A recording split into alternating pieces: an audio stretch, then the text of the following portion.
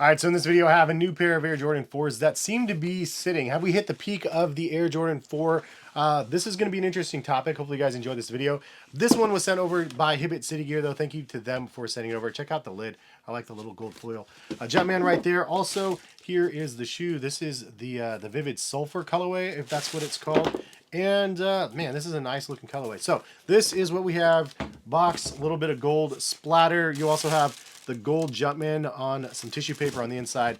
Kind of a nice little treatment. This is a women's colorway though as well, for those wondering. So this is a women's Air Jordan 4 Retro white coconut milk, and I got a women's size 11/9.5 men's, and that is my size in Air Jordan 4s, and they fit me just right. So this is a Vivid Sulfur colorway of the Air Jordan 4 Retro, and first impressions right out of the box, I like this colorway. Like the Vivid Sulfur, I haven't really seen specifically on a pair. It's very mustard like, but I do like the yellow. It's kind of like almost like an alternate thunder and lightning colorway, just a little bit different color of yellow on here. But you do have a couple different colors of yellow, which makes this shoe, it kind of ties everything in together. So obviously this color blocking does remind us of the fire red Air Jordan 4s. That is one of the original 4 color blockings from 1989, and I think probably my favorite, to be honest.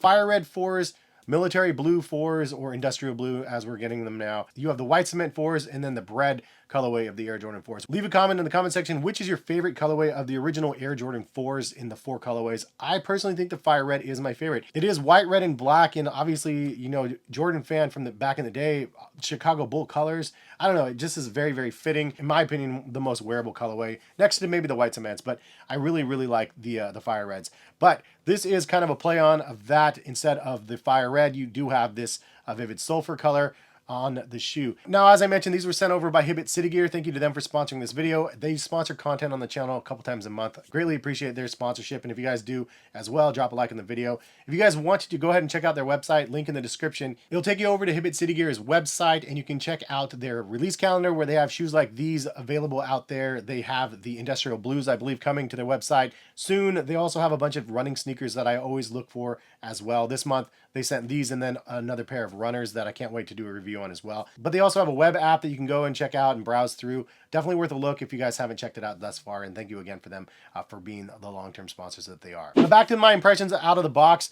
The leather quality is okay. It's not anything too crazy. I mean, you just have like an Air Jordan 4 leather. It's not tumbled, and it has definitely a thick PU coat over top. It's not high quality like leather. You know, it's like an Air Jordan Retro when they're making 500,000 pairs of the same shoe. Unfortunately, that's the case, but fortunately enough, I guess, because there's enough for the masses. Now, as I mentioned, the yellow eyelets are here, as well as the Jumpman on the back, and then also part of the outsole, midsole. Then you do also have a yellow color for the liner of the shoe, the reverse side of the tongue, and then the insole as well. Now, that color yellow is a little bit different than the yellow for the eyelets and the outsole. So it is kind of interesting because there's kind of like a different variance of a bunch of different colors in one. So you have that, you have the upper done in white, the laces are white, but then you do have this coconut milk outsole, midsole combination that kind of pairs together with the yellow. And some people might not like the color combination of all the different yellows. I personally like it though. It actually ties all of the different mismatched colors together. I guess most people would just rather have uniform color of yellow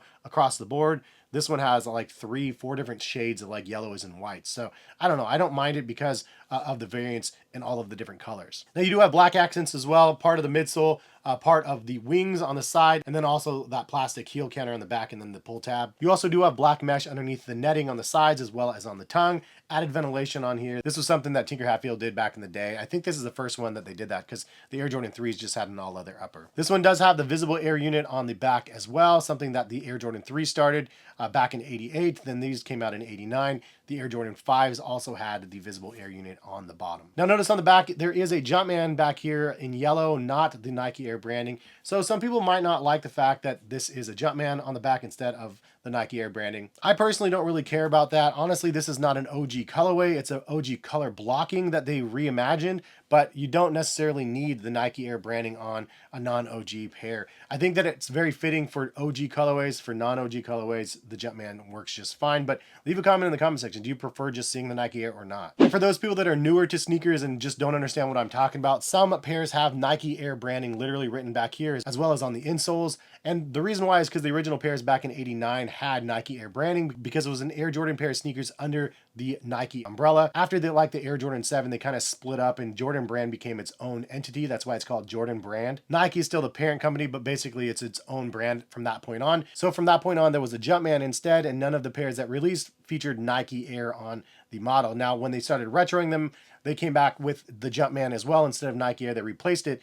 But then some people weren't really happy about that because they wanted the OG feel from the originals with the Nike Air branding on it. So then Jordan Brand started retroing the original colorways back with the original branding, the Nike Air branding on, the Air Jordan 1s and the 3s and 4s and whatnot. So a couple of things I like about this one specifically, we do have the color blocking of the fire red 4s that I already mentioned. I like that. Also, there's a full size run of these available right now for those people that are actually looking to buy a pair. It's a pretty easy cop. So I consider that a plus because I know a lot of people like the hype game of things and getting something that's like exclusive and not seen on other people's feet. But honestly, there's a whole other side of the coin of people that just want the shoes and can now get the shoes because they're more readily available. And if they sit long enough, maybe they even go on sale and you can get them for people that maybe couldn't even afford the retail price now, which is kind of one of the cons. I believe these are $210. $210 is a little bit pricey. I also do like the Vivid Sulfur colorway. I think it's a nice looking color. As I said, it kind of blends all of the different elements together on the shoe, making it a decent color blocking, a nice play on the original, but also unique. And it's a nice one, I think, for like the springtime. Also worth mentioning, these are women's sizes only. So if you're looking for big footers out there, size 13 men, they don't unfortunately have those in your size.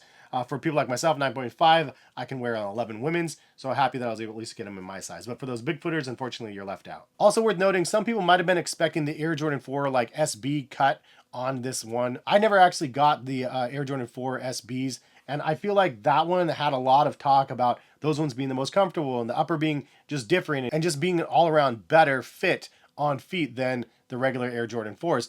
I can't confirm that, unfortunately, and honestly, when I hear people talk about that, I'm like, is it that much better? And leave a comment in the comment section if you guys agree or disagree, if you have tried both of them. Is it really that much better? Because you have an Air Jordan 4, a shoe born in 89, being reimagined in 2024, but it's not like it's Nike React or Nike Zoom X. It's literally like the same material for the midsole and an air unit. So I guess my point is, like, really how much more comfortable could it be? Like, I would take a pair of New Balance 1080 V13s over these like pretty much any day if I'm going to go like for a long walk or walking around a city or something like that. These would kill my feet comparison. So I'm just throwing that out there. I don't know if it makes a big difference if it is truly like the SB cut or not. I think some people might be let down that they're not like done with the SB sort of cut, but again, I don't understand all of the hype around that one, and maybe I'll understand when I get them. I will say, though, my favorite pair of Air Jordan 4s on feet, the most comfortable one, if I had to choose, is actually the snakeskin 4s. Those ones are actually really, really good. But the retail on those were like $400 or something crazy. Anyways, that's a general overview of the Vivid Sulfur. Do you guys like these or not? Did you guys cop? Leave a comment. Let me know. Do you guys like the way they look on feet? Thank you again to Hibbett City Gear for sending them over. Hopefully you guys enjoyed the video. Anyway, subscribe if you guys are interested in more videos on the channel, and hopefully we'll see you back here for some more content soon. All right? Peace, guys.